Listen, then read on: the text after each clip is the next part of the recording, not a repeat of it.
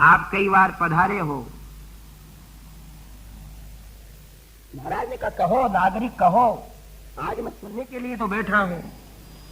सज्जनों, अमृत मीठा होता है, आदमी की प्रतिष्ठा भी उसको मीठी लगती है, किंतु जब अपने पुत्र की बड़ाई दूसरे लोगों से सुनता है तब कोई भी रस ऐसा नहीं जो उस रस की बराबरी करे।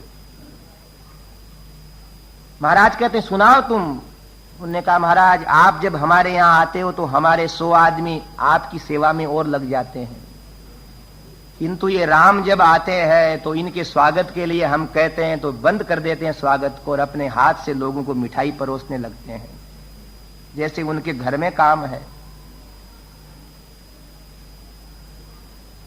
अब सारे के सारे ब्राह्मण कहते हैं कि महाराज हम क्या इन राम के लिए कहें, ये जानते हैं कि हम कभी किसी से याचना नहीं करते, इसलिए हर रात्रि को आकर के कभी इस घर में कभी उस घर के अंदर कितना कितना यज्ञ का सामान पहुंचाते हैं। हमारे पूर्वजों के भी आज तक आपके पूर्वजों ने ऐसा नहीं पहुंचाया। इतने के अंदर गुप्तचर लोग आए। स्त्रियो वृद्धा तरुण्यश्च सायं प्रातः समाहिता सर्वा देवान् नमस्यन्ति रामस्यार्थे मनस्विनः। गुप्तचर लोग आकर के कहने लगे कि हे महाराज, महाराज दशरथ है, हम आपके छोड़े हुए गुप्तचर हैं, आपसे प्रार्थना कर रहे हैं क्या कि हम ऋषियों के यज्ञ के अंदर जाते हैं, मंदिरों के पुजारियों की पूजा देखते हैं, बड़ पीपल को सींचने वाली माताओं की प्रार्थनाएं सुनते हैं, मंगल आरती गाते समय कथा कीर्तनकारों की बातें सुनते हैं। क्या सुनते हो कि ये महात्मा ब्राह्मण कहते हैं कि हमारे यज्ञ के पुण्य से महाराज दशरथ प्रभावित होकर के राम को युवराज बनावें। और ये स्त्रियां अपने देवताओं की आराधना करके कहती हैं कि जहां का राजा अच्छा होता है वहां नारी जाति की पवित्रता अनंत काल तक बनी रहती है। हमारे पुण्य में अगर कुछ शक्ति है तो कौशल्यानंदन राम युवराज बनकर के हम लोगों का पालन करें। तम देव देवोपममात्मजन्ते सर्वस्य लोकस्य हिते निविष्टम हिताय नः क्षिप्रम उदार जुष्टम मुदाभिषेक्तुम वरदत्वमर्हसि। हे महाराज, आपको मनु महाराज की परंपरा का राज सिंहासन मिला है, हम तो आपसे प्रार्थना कर सकते हैं, देना तो आपके हाथ की बात है। बाकी सबकी यही इच्छा है कि आप प्रसन्न होकर के राम को युवराज बना दें। इस समय सज्जनों, महाराज दशरथ अपने आसन से उठे और उठ करके रो पड़े कि हे नागरिकों, मैं राम को देख करके स्वयं ही प्रसन्न था, किंतु आपके माध्यम से मेरे पुत्र के वास्तविक गुणों को सुन करके और मैं ये उठ करके जाता हूं। अब इस सिंहासन के ऊपर जब भी बैठूंगा, जब मेरी प्यारी प्रजा की इतनी प्यार भरी पुकार के अनुसार मेरे ज्येष्ठ पुत्र राम को युवराज बना दूंगा। आप लोगों ने मेरे पुत्र के सद्गुणों को इतने गदगद होकर के आह्लादित होकर के व्यक्त किए हैं, तो मैं भी तुम्हारा प्रिय राजा हूं। तुम्हारे मन की बात सुनने के लिए मैंने वैसी बातें कही थी। महाराज सिंहासन से उठ गए और घोषणा करते हैं, वशिष्ठ जी को बुलाते हैं और कल ही चैत्र है श्रीमान अयम मास है पुण्य है पुष्पित कानन है यौवराज्याय रामस्य सर्वमेवोपकल्प्यताम। कि हे गुरुजी, कल राम का युवराज पद होगा और फिर महाराज थोड़ी देर तक वहां विचार करके जिस प्रकार राम को यहां बुला करके जो बातें कहेंगे और आगे जैसी कथा है वो कल सुनाएंगे। आप ये आज ध्यान रखें कि मर्यादा पुरुषोत्तम भगवान राम के अनंत गुणों में से आपको कुछ बातें बताई हैं, मानव चरित्र संबंधी। उन बातों से प्रवाहित होकर के हम धार्मिक बने। रामो विग्रहवान धर्म है। और इसके साथ ही आज का कथा भाग प्रभु चरणों में अर्पित करते हैं। कल जिस प्रकार कैकेयी आकर के वरदान मांगेगी, भगवान राम का वनवास होगा, ये कथा चलेगी। श्री राम जय जय राम, राम श्री राम जय जय राम, श्री राम जय जय राम, राम श्री राम जय जय राम, राम श्री राम जय जय राम। और ये राजा रामचंद्र भगवान की। आरती के अंदर वाद्य इत्यादि बजाने वाले लोग आगे पधारे। आरती की तैयारी। राम राजा राम,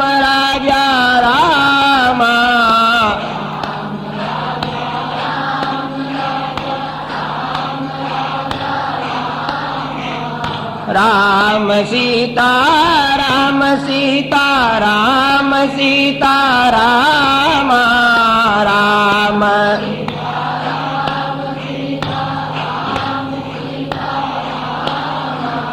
राम राजा राम राजा राम राजा राम,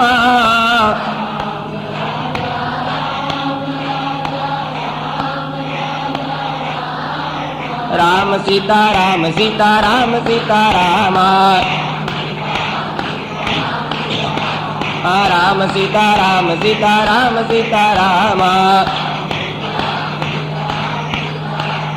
राम राजा राम राजा राम राजा राम, राम सीता राम सीता राम सीता राम, राम सीता राम सीता राम सीता राम, राम सीता राम सीता राम सीता राम, राम सीता राम सीता राम सीता राम, राम राजा राम राजा राम राजा राम, राम राजा राम राजा राम राजा राम, राम सीता राम सीता राम सीता राम, राम सीता राम सीता राम सीता राम, राम सीता राम सीता राम सीता राम, राम सीता राम सीता राम सीता राम, राम सीता राम सीता राम सीता राम, राम सीता राम सीता राम सीता राम, राम राजा राम राजा राम राजा राम, राम राजा राम राजा राम राजा राम, राम राजा राम राजा राम राजा राम, राम राजा राम राजा राम राजा राम, राम सीता राम सीता राम सीता राम, राम सीता राम सीता राम सीता राम, राम सीता राम सीता राम सीता राम, राम सीता राम सीता राम सीता राम, राम सीता राम सीता राम सीता राम,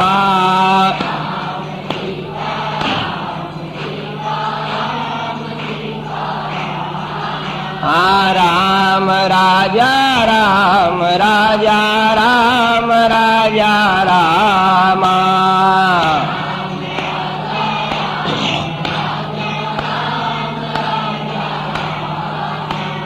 राम सीता राम सीता राम सीता राम,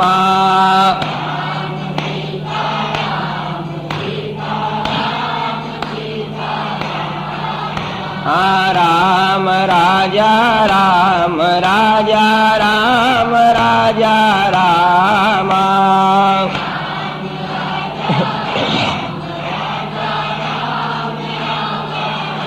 बोलिए राजा रामचंद्र भगवान की, श्रीमन्नारायण भगवान की, श्री गोपाल कृष्ण भगवान की, श्री गोदारंगनाथ भगवान की, श्री लक्ष्मी वेंकटेश भगवान, श्री जगन्नाथ भगवान की, श्री रामानुज स्वामी जी महाराज की, श्री स्वामी जी महाराज, श्री वाल्मीकि भगवान की, सनातन धर्म की, गौ माता की। कूजन्तं राम रामेति मधुरं मधुराक्षरम्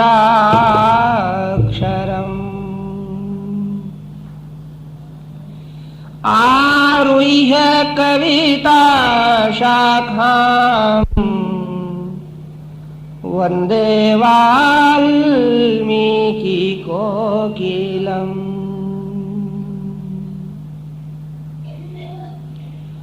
कवीन्दुं नौमि वाल्मीकिं यस्य रामायणीं कथाम् चन्द्रिकामिव चिन्वन्ति चकोरः इव साधवः।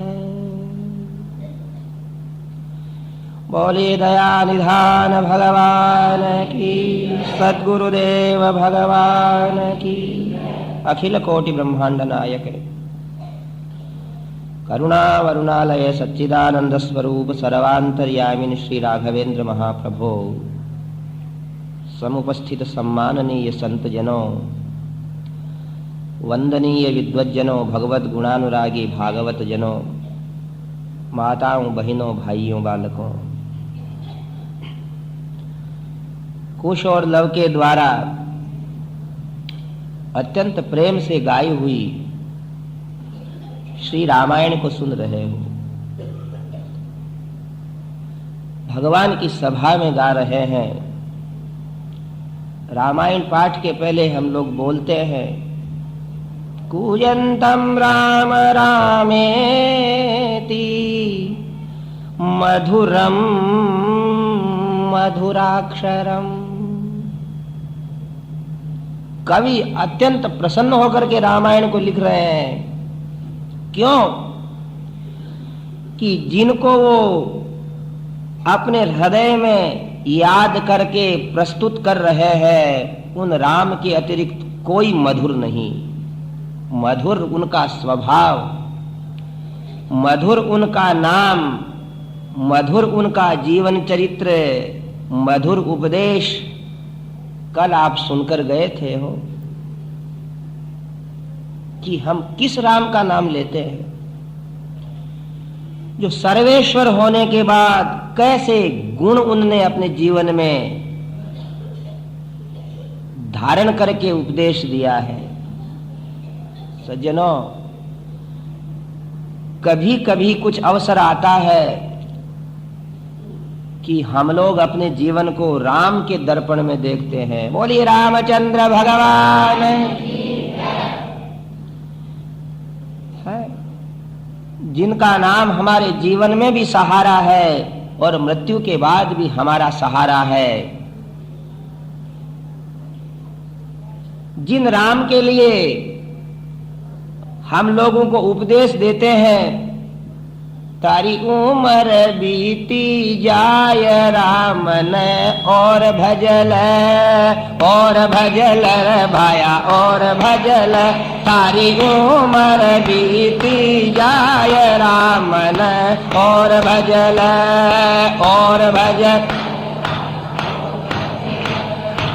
उम्र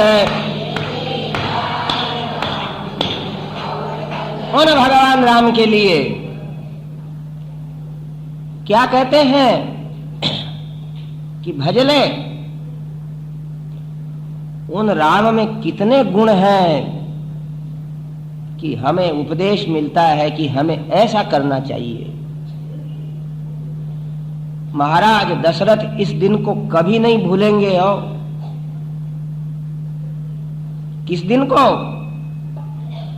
कि सारे के सारे प्रजाजन विशिष्ट पुरुष एकत्रित हैं और उन्होंने अपने पुत्र को युवराज बनाने की बात रखी और सब ने अनुमोदन कर दिया। और गुणों के लिए जब महाराज दशरथ ने पूछा तो क्या कहा? दान्तै सर्व प्रजा कान्तैः प्रीति संजननैर्नृणाम् गुणैर्विरोचते रामः दीप्तः सूर्य इवांशुभिः।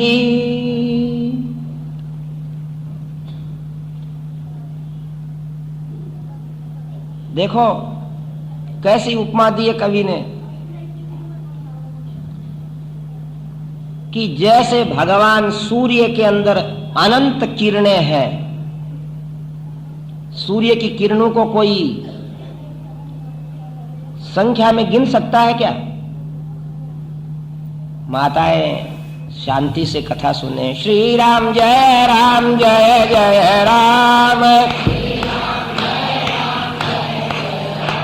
मैं श्री राम जय जय राम। मैं श्री राम जय जय राम। हम श्री राम जय जय राम। हम श्री राम जय जय राम। हम श्री राम जय जय राम। बोलिए राजा रामचंद्र भगवान की। क्या उपमा दी है कि सूर्य की किरणों को कोई गिन नहीं सकता। और एक बात और है, ध्यान देना सावधानी से। ये लाइट जल रही है, ये कहां से जुड़ी हुई है? तार से। तार कहां से जुड़ा हुआ है? बड़े खंबे से। बड़ा खंबा कहां से जुड़ा हुआ है? पावर हाउस से। वहां से प्रकाश अगर नहीं प्रसारित हो तो ये नहीं जल सकती। पर मालूम है सूर्य के पास किसी दूसरे पावर हाउस से करंट नहीं लेना पड़ता, प्रकाश उधार नहीं लेना पड़ता। उसके पास स्वयं का प्रकाश है। इसलिए कवि कह रहे हैं कि हे नागरिकों, राम के गुणों को कौन गिनेगा जिसके पास तो अनंत गुण है। और कवि रोते हुए आगे वाले कवियों के लिए संकेत करते हैं। सात समुद्र स्याही करूं और लेखन सब बन राय, लिखने वाली शारदा हरि गुण लिखा न जाए।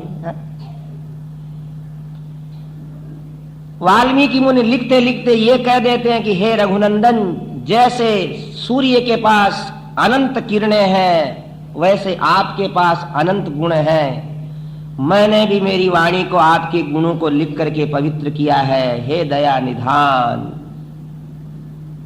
हम क्रूर स्वभाव वाले व्यक्तियों पर,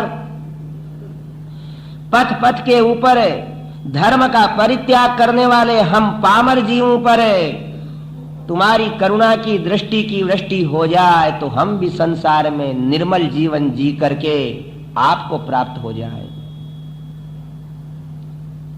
सज्जनों, भाई बहनों, बंधुओं, अपने जीवन को देखो और यदि रोज उथल पुथल है, भूकंप है, भूचाल है,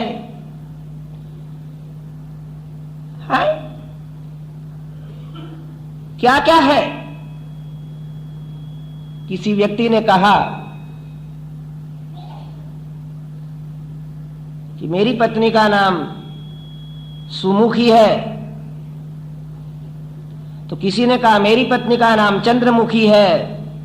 तो रोज रोज एक पत्नी लड़ती थी, उसके पति ने आकर कहा कि मेरी पत्नी का नाम ज्वालामुखी है। ध्यान दें हो। इसलिए माताओं बहनों ध्यान दो, ये जीवन बार बार नहीं मिलेगा, सुधरने का अवसर नहीं है। फिर यदि ये अवसर खो देंगे तो न जाने कौन कौन सी क्रूर कठोर कष्ट प्रदान करने वाले जीव बनना पड़ेगा और डंडे खाना पड़ेगा। ऐसे ही किसी ने कहा कि मेरे पति महोदय अत्यंत मनोरम है, तो किसी ने कहा मेरे पतिदेव का नाम चंद्रदेव है, तो एक हंस करके स्त्री बोली, बोले मेरे पति का नाम अग्निदेव है। उनने कहा अग्नि भगवान तो है, बोले भगवान तो है पर रोज तपते ही रहते हैं। अतः देखो और कोई उपाय नहीं, हम या तो भगवान के गुणों से सीख सीख करके सुधरे रोज, और फिर भी सुधरने में नहीं आने में आ रहा है तो सुबह सुबह बैठ करके रोज राम सीता राम सीता राम सीता रामा रो करके गाओ कि प्रभु दया करो थोड़ी कि मैं मनुष्य बन जाऊं। ये रामायण के प्रथम और द्वितीय सर्ग अयोध्या कांड के यही प्रकट करते हैं कि हमें किस प्रकार मनुष्यता को समझना चाहिए। तब महाराज दशरथ ने कह दिया वशिष्ठ जी के समुक्ष, अहोस्मि परम प्रीत है प्रभावश्चातुलो मम, यन्मे ज्येष्ठम प्रियम पुत्रम यौवराज्यस्थ मिच्छथ।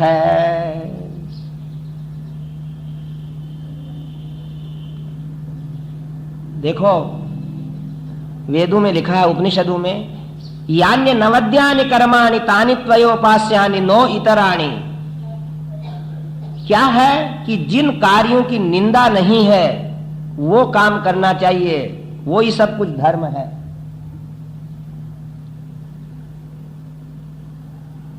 उसके अतिरिक्त कुछ धर्म नहीं। कोई लोग कहते हैं ना कि अरे देखो देखो, क्या देखें, इन दिन रात माला फेरने वालों के काम देखो, इन टीके लगाने वालों के कार्य देखो। क्यों कहते हैं? जब हम निंदनीय काम करने लग जाते हैं तो हमारे स्वरूप को भी लज्जित होना पड़ता है। हमने कहा था एक दिन कि भगवान राम क्या सिखाते हैं? सामान्य धर्मों को, जीने वाले धर्मों को, जिससे हमारी अतुल कीर्ति होवे, हमसे सब सुखी होवे लोग। वो बोलने के विषय में, दुनिया का उपकार करने के विषय में, जीने के विषय में, अपने को सुधारने के विषय में बहुत सारा प्रवचन हमने कल दिया है। उसी प्रकार मनन करना चाहिए। राजा ने कहा अपने प्रजाजनों से कि मैं बहुत प्रसन्न हूं कि मेरे पुत्र को आप लोग युवराज बना देखना चाहते हो।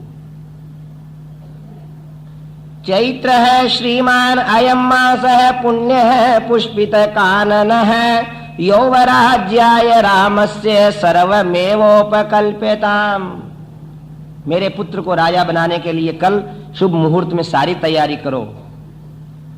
कई लोग कहते हैं कि वशिष्ठ जी के मुहूर्त के अंदर भी शक्ति नहीं रही थी कि राम को वनवास होने वाला, राज्य होने वाला था, वनवास हो गया। तो देखो भाई, बात यह है कि एक राजा मुहूर्त होता है, राजा मुहूर्त। राजा मुहूर्त में समझते हो क्या होता है? कि आदमी अपने सुविधा से मुहूर्त निकाल लेता है, खुद ही निकाल लेता है, और फिर गुरुजी को और पंडित जी को बुला करके कहता है कि इस दिन चला जाऊं क्या, इस दिन ये काम कर लूं क्या? तो गुरुजी भी देखते हैं कि मुहूर्त तो इसने ठीक ठाक ही निकाला है और अब ये जाएगा, ये ऐसा मानेगा थोड़ा, तो बोल देते हाँ मुहूर्त वशिष्ठ जी ने निकाला हो ऐसा नहीं है। वशिष्ठ जी ने अनुमोदन कर दिया है और राजा को बड़ी जल्दी थी, और वशिष्ठ जी निकाले, उसके बाद भी अगर राम जी को वनवास जाना पड़े तो इसमें आश्चर्य भी क्या है, क्योंकि यही तो जीवन है कि क्या होते होते क्या हो जाए। जीवन और किसको कहते हैं? संसार किसका नाम है? बोलिए रामचंद्र भगवान की। 10 बजे ऐसी घोषणा की, सारी वस्तुओं के संग्रह के लिए सुमंत्र को कह दिया, सारी औषधियां एकत्रित करो, सुवर्ण रत्नादि एकत्रित करो, रथ सजाओ, दही, दूध, शहद, घृत इत्यादि मांगलिक वस्तुओं का संग्रह करो। सारी तैयारियां होने लगी। तब भगवान राम कहते हैं कि सुमंत्र, मैं थोड़ी देर यहीं बैठता हूं, सारे सभासद भी हैं, तुम आज राम को बुला करके लाओ।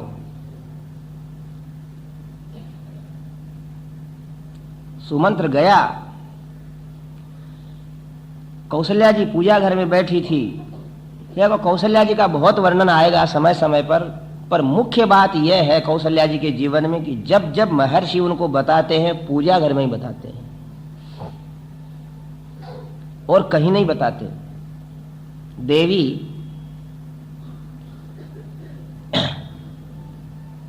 सुमंत्र को आए हुए देख करके कौशल्या जी थोड़ी अपने पूजा करके द्वार तक बाहर आती हैं और कहते हैं, हे मंत्री महोदय, हे मंत्री परवर,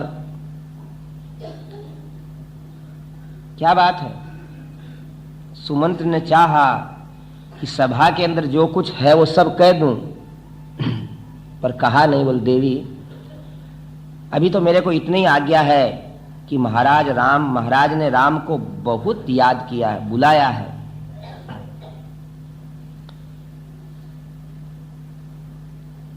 उसी समय कौशल्या जी ने आवाज दी राम जी को, रामभद्र। और आवाज के साथ ही वो शब्द पूरा नहीं हुआ कि इतने में भगवान राम पीतांबर पहने, अलंकार धारण किए हुए मां के पास खड़े हैं। मां ने कहा, बेटा सुमंत्र क्या कह रहे हैं? सुमंत्र की ओर हाथ जोड़ करके सुनने के लिए तत्पर हुए कि सुमंत्र ने कहा कि राजाधिराज महाराज दशरथ ने आपको इसी समय सभा के अंदर याद किया है।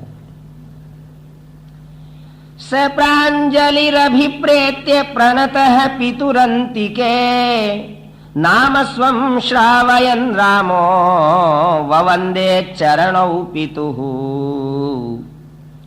दीर्घबाहुं महासत्वं मत्तमातङ्गगामिनं, चन्द्रकान्ताननं रामम् अतीव प्रियदर्शनं। रूपोदार्य गुणैः पुंसां दृष्टिचित्तापहारिणं, घर्माभितप्ताः परजन्यं ह्लादयन्तमिव प्रजाः। न ततर्पसमायान्तं पश्यमानो नराधिपः, अवतार्य सुमन्त्रस्तु राघवं स्यन्दनोत्तमात् दीर्घबाहुं महासत्वम्। विशाल सभास्थल था।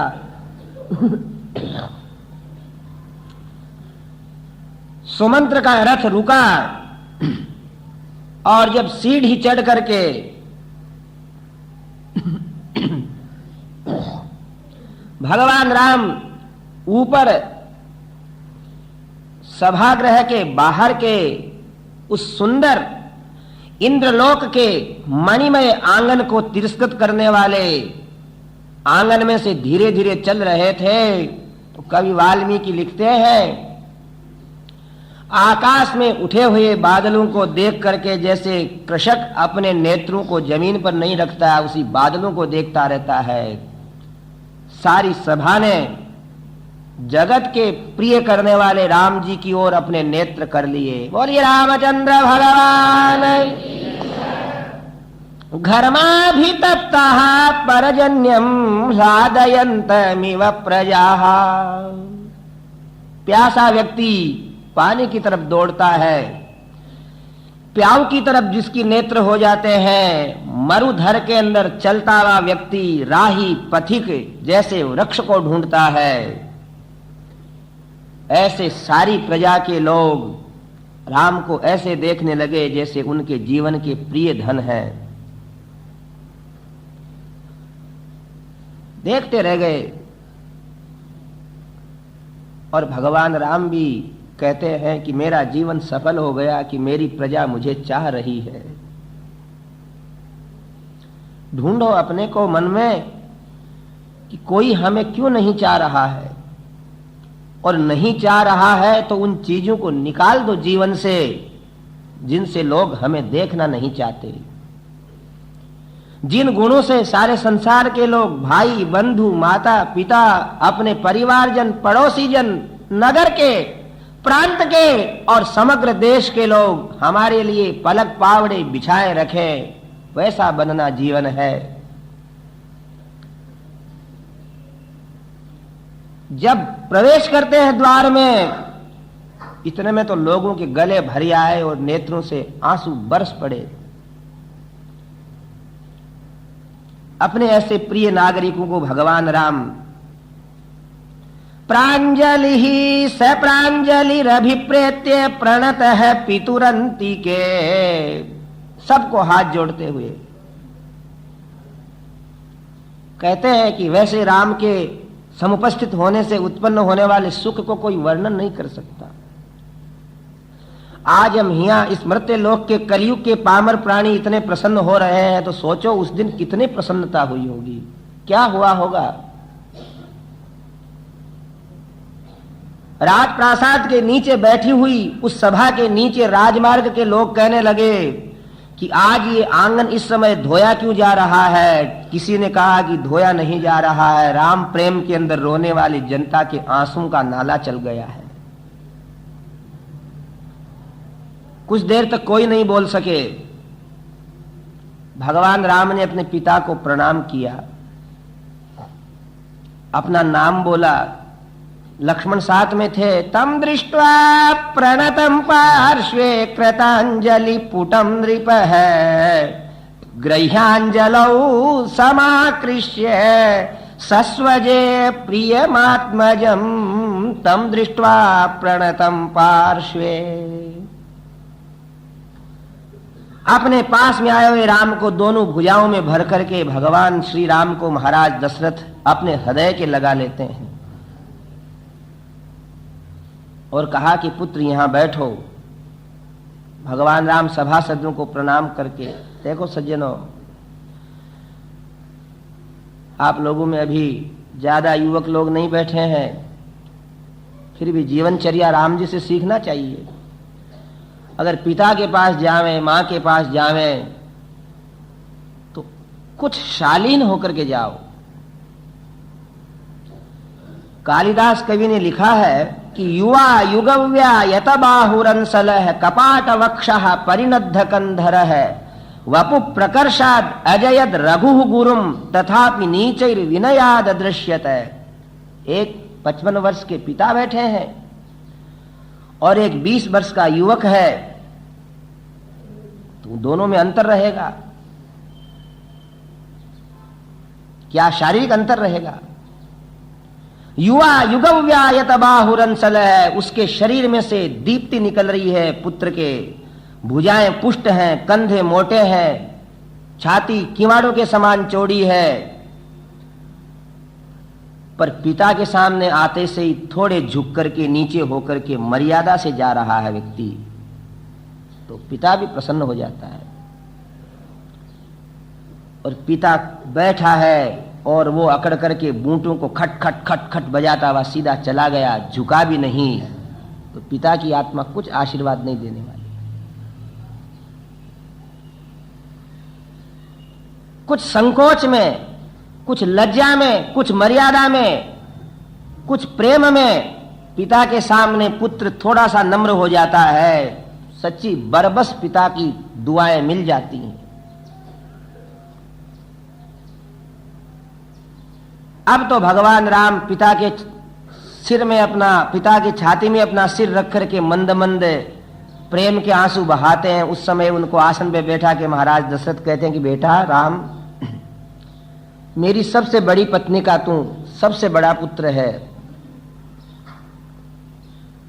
ये अधिकार बताते हैं महर्षि की उनको राज्य देने का अधिकार है, उनको राज्य लेने का अधिकार है। और मैं नहीं, हे ज्येष्ठ पुत्र राम, यदि कोई पिता अपने बड़े पुत्र को राज्य देना चाहे तो कोई बड़ी बात नहीं है, तो धन्यवाद का पात्र ये प्रजा तुम्हें युवराज देखना चाहती है। पुत्र, मैं तुम्हें प्रजा पालन कार्य में नियुक्त कर रहा हूं। गुणवत्यपि तु स्नेहात् पुत्र वक्ष्यामि ते हितम् भूयो विनयमास्थाय भव नित्यं जितेन्द्रियः। तुझ जैसे गुणी पुत्र को उपदेश की जरूरत नहीं रहती है, और मैं समझता हूं कि इतना कहते कहते महाराज का गला भराया कि जिन लोगों ने तुम्हारे को इतने प्रेम से देखा है, उस पुत्र को मैं क्या उपदेश दूं। फिर भी बेटा, तुम्हारे पिता होने के नाते मैं कहता हूं कि और विनीत होना, और विनीत होना। इतना कहते ही रामभद्र चरणों में गिर पड़े और कहते हैं कि पिताजी, मेरे में क्षमता नहीं विनीत होने की। आप जैसे महाराज मुझे आज हृदय से आशीर्वाद देवें कि आपके पुण्य से मेरे जीवन में से विनय कभी भी विदा नहीं होवे। हे बेटा, काम क्रोध लोभ मोह से उठने वाले अपने हृदय के दुर्विचारों को दबा करके इस सारी प्रजा की सेवा करो। कल तुम्हें मैं युवराज पद देने वाला हूं। बोली रामचंद्र भगवान की। आज लोगों ने सुन लिया और महाराज दशरथ ने कह दिया। इतने के अंदर कई लोग जाकर के कौशल्या जी से कहा कि मां, तुम्हारे पुत्र को कल युवराज पद मिलने वाला है। सा हिरण्यंच गास्यैव रत्नानि विविधानि च व्याधिदेश प्रियाख्येभ्यः कौशल्या प्रमदोत्तमा। और माताजी ने मंगल कार्य शुरू कर दिए, दान धर्मादिक शुरू कर दिए। थोड़ी देर के बाद महाराज श्री राम को आदेश दे देते हैं, प्रस्थान करके राम चले जाते हैं। तब वशिष्ठ जी को वापस बुलाया। दूसरे सभासद लोग प्रस्थान कर गए। वशिष्ठ, सुमंत्र और महाराज दशरथ हैं। उसी समय फिर भगवान राम को बुलाया। भगवान राम एकदम फिर आए। पिताजी क्या आज्ञा है? बोले बेटा, आदमी जब स्नेह के अंदर डूब जाता है तो पूरी बात कह नहीं सकता है।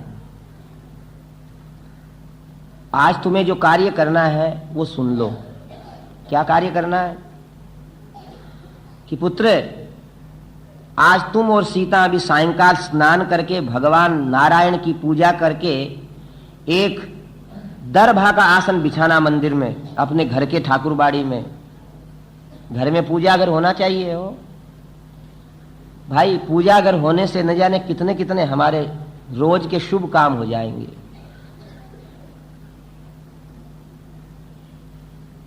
और पूजा घर के अंदर हमेशा हर घर के व्यक्ति को प्रणाम करने जाना चाहिए। ये महात्माओं, देखो कोई कहे अपने अपने ये तो मंदिर बना लिए, ये सब तो महात्माओं की, विद्वानों की, इनकी जीविका का साधन है। पर महात्माओं ने ये नहीं कहा, उन्होंने कहा है कि ग्रहार्चा होना चाहिए। सुनना थोड़ी उपदेश की बात। ये जो अर्चा है, पूजा के भगवान है, ये इतने तरह के होते हैं। स्वयंभू,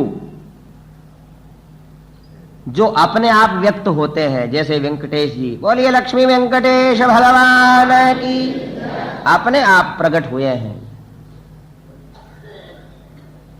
और अपने आप प्रकट होने वाले ठाकुर जी जरा जल्दी कृपा करते हैं, क्योंकि वो तो इसीलिए आते हैं कि कल्याण करूं। हम लोग इसीलिए तो गाते हैं, हम तो तुम्हारी शरण में आए श्री बालाजी गोविंदा, लाज हमारी आज बचा लो वेंकट रमणा गोविंदा। खड़े हैं 24 घंटे।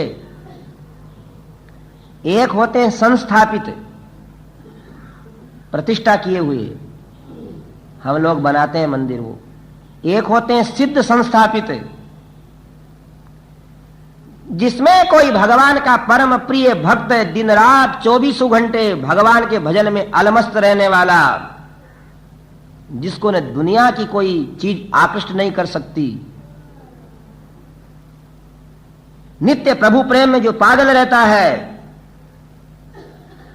रामानुजाचार्य प्रभु मैलकोटा कर्नाटका के अंदर जाकर के अपने समय में देखते हैं कि यहां के भगवान संपत कुमार कहां चले गए। कहा कि यहां के संपत कुमार को कोई चोर करके ले गए, दिल्ली के बादशाह है। और उसी समय रो करके गिर पड़े कि मेरे ठाकुर जी को कोई चोर कर ले गए। महात्माओं में, सिद्धों में प्रेम होता है भगवान के प्रति, उनको मूर्छा आ जाती है उनके स्नेह में, और उस पीठ को प्रणाम करते हैं आचार्य कि हे प्रभु, मैं आपको लेने के लिए दिल्ली जा रहा हूं। अब दिल्ली में क्या है, उस बादशाह की लड़की उन भगवान को है ना खिलौने के रूप में रोज खिलाती है, हंसाती है, भोजन कराती है, उसका उनमें प्रेम लग गया। इनको कौन समझावे भारतीय लोगों को? नहीं तो ऐसे उदाहरण है कि जहां भगवान नारायण ने हिंदू और मुसलमानों के प्रति एक सरीका अपना प्रेम बताया है, एक सरीका। ठाकुर जी वो है हमारे आराध्य, न में द्वेष्योस्ति कश्चन है, उनके लिए कोई द्वेष्य नहीं है, न हिंदू उनके लिए बुरा है, न मुसलमान बुरा है। बुरा है तो मनुष्य का विचार बुरा है। प्रस्थान करते हैं। ऐसे यतीन्द्र थे,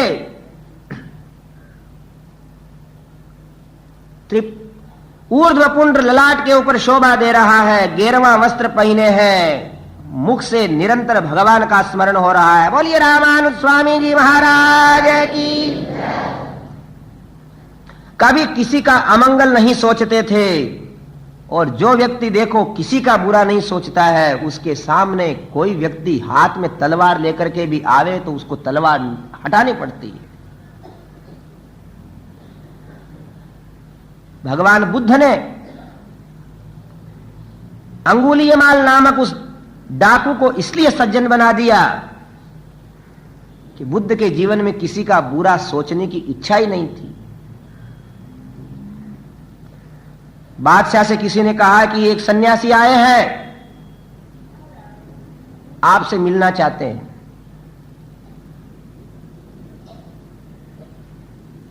उन्होंने कहा बुलाओ।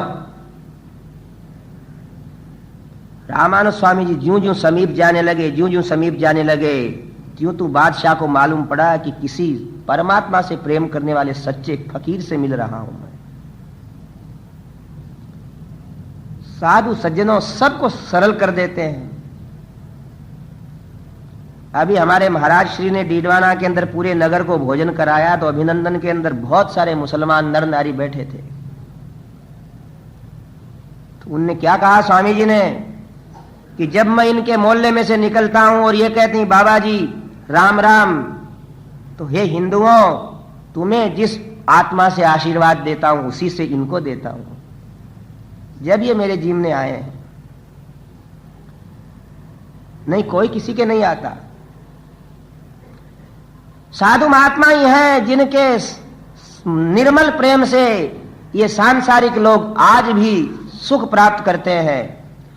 बादशाह चरणों में गिर गया, बोले महाराज आप क्यों आए हो? कहा कि देखो बादशाह है, ठाकुर जी की इच्छा थी तुम्हारे घर में विराजे, बाकी तुमको मालूम है तुम्हारे घर में ठाकुर जी को कौन हाथ जोड़ता है?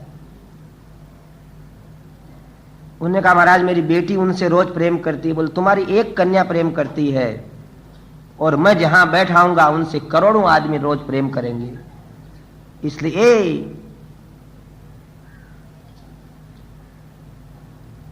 हे नरेश, तोलो तराजू के अंदर कि मैं ले जाऊं वो ठीक है, या तुम्हारी कन्या मेरे ठाकुर जी को रखे वो ठीक है, और अपनी आत्मा से तुम निर्णय कर दो।